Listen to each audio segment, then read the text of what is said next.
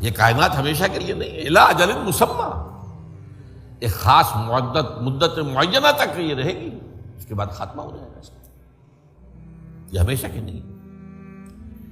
تو big bang سے جو ایک نظریہ شروع ہوا کہ شروع میں کیا تھا، ذرات تھے، بہت چھوٹے بہت چھوٹے بہت چھوٹے بہت چھوٹے، فوٹونز، ان میں حرارت اتنی تھی، ٹریلینز ڈگری آف فارنہائٹ یا سینٹی گریڈ جو چاہیں کہیں، and they were running away from each other. یہ تھی first stage of the creation of this material world. پھر یہ ذرات جو ہیں یہ مل جل گئے، اس سے گیلیکسیز وجود میں آئی، گیلیکسیز ایک دوسرے سے بھاگ رہی ہیں، آج بھی مانا جا رہا ہے ایکسپینڈنگ یونیورس، یہ کائنات ابھی پھیل رہی ہے اور گیلیکسیز کے درمیان فاصلہ بڑھ رہا ہے۔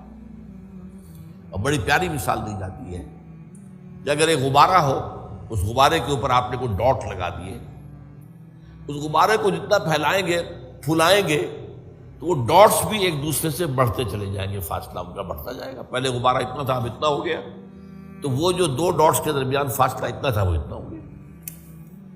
تو theory of the expanding universe, Iqbal نے کہا ہے یہ کائنات ابھی ناتمام ہے شاید، کہ آ رہی ہے دمادم صدائے کن فیکون کن فیکون۔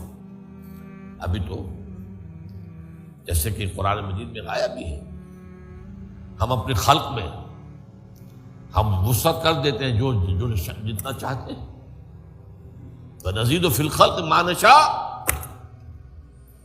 یہ تخلیق جو ہے بھی جاری ہے۔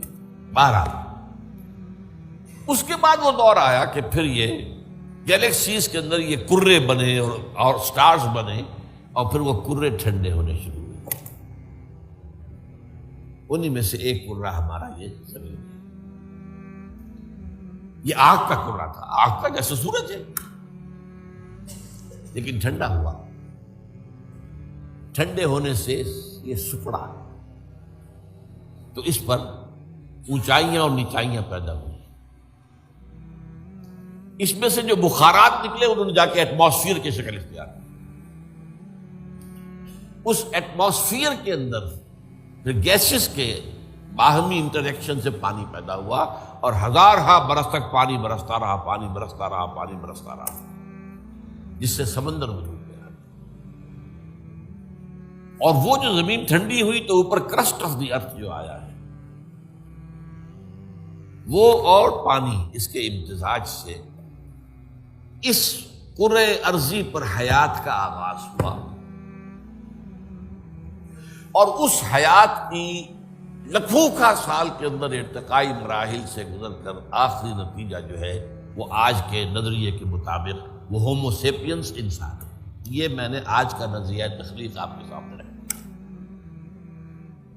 اس میں سے پہلے حصوں کے بارے میں تو اب اختلاف نہیں ہے، البتہ یہ کہ ایولیوشن کے بارے میں ظاہر بات ہے کہ اختلافات ابھی ہیں، لیکن یہ کہ یہ نظریہ ہے، اگرچہ بایولوجی کے میدان میں تھیوری آف ایولیوشن جو ہے اسے قبول نہیں کیا گیا، لیکن یہ ہے کہ ویسے اس کو تسلیم کیا جاتا ہے as a matter of fact.